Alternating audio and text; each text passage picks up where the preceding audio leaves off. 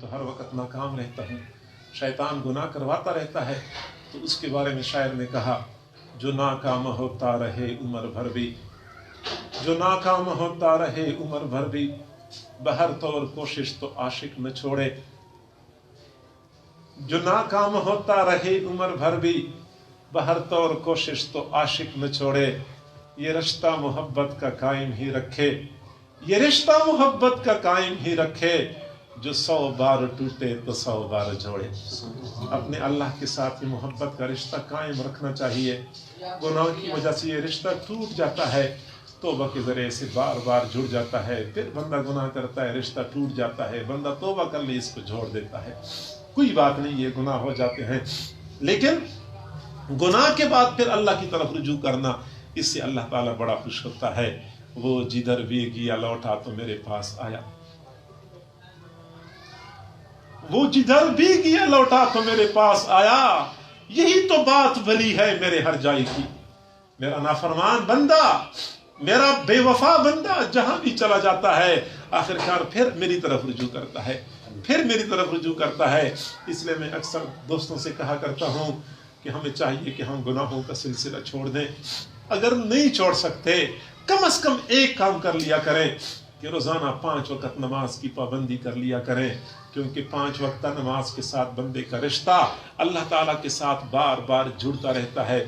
हम देखते हैं कि बंदा फजर की नमाज से फारिग होता है, फिर बाहर जाता है काम काज के लिए, या खवातीन घरों में बैठ जाती हैं, बाल आपस में बातचीत करते रहती हैं, या घर से बाहर निकलती हैं, तो फजर से लेके ज़ोहर तक हम वक्त गफलतों में गुजारते हैं, अल्लाह ताला की नाफरमानी में गुजारते हैं। लेकिन जो ही ज़ोहर की आज़ान की आवाज़ आती है, फिर ये गुनाहगार बंदा रब की तरफ रुजू कर लेता है, फौरन वुज़ू करता है कि मैं तो बहुत गुनाहगार, बहुत नापाक हूँ, अपने रब से मैंने मिलना है, कम से कम मैं अपने आप को पाक तो कर लूँ ना, दिल को तो पाक नहीं कर सकता, ज़ाहिरी आज़ा को तो मैं पाक कर लूँ। फिर वो वुज़ू कर लेता है, फिर वो अपने अल्लाह के सामने खड़ा हो जाता है। कभी क़ियाम की हालत में रब याद कर रहा होता है, कभी सर झुकाता है रब के सामने, कभी ज़मीन पे पेशानी टेकता है रब के सामने। वो अगरचे ज़बान से तो कुछ नहीं कह रहा होता, लेकिन उसका दिल कह रहा होता है, मेरे अल्लाह मैं बहुत गुनाहगार, बहुत बुरा हूँ, फजर से लेके अब तक मैंने तेरी नाफरमानी की है, लेकिन अल्लाह मैं तुझे मुकम्मल नहीं छोड़ सकता। मैं एक मर्तबा फिर तेरी तरफ रुजू कर चुका हूँ, मैं तुझे मनाता हूँ, मैं तुझे राजी करता हूँ। हदीस शरीफ में आता है, इस नमाज की वजह से फजर से लेके ज़ोहर तक के तमाम गुनाह माफ़ हो जाते हैं।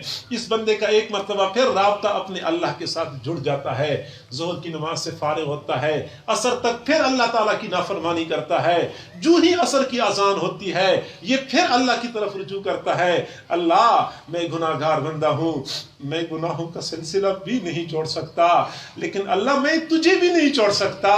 मैं तुझे मनाने के लिए एक मर्तबा फिर आया हूँ, तेरे सामने आजिज़ी करता हूँ। जब ये असर की नमाज पढ़ता है, अल्लाह ताला फिर उसको माफ़ कर देता है। इस बंदे ने फिर मेरे साथ सुलूक कर ली, असर से लेके मगरिब तक ये बंदा फिर गुनाह करता है।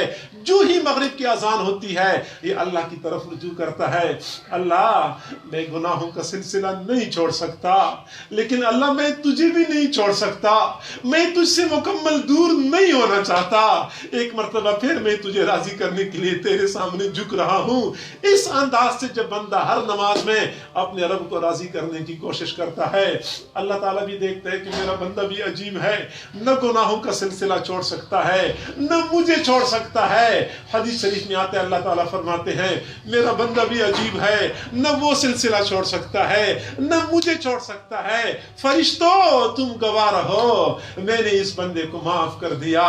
न सिर्फ ये कि अल्लाह ताला बंदे को माफ करता है, बल्कि अल्लाह ताला उस बंदे को अपने मुक़र्रबीन में शामिल फरमा देता है। चलो मैं इसको गुनाहों से मुकम्मल छुटकारा दे देता हूँ।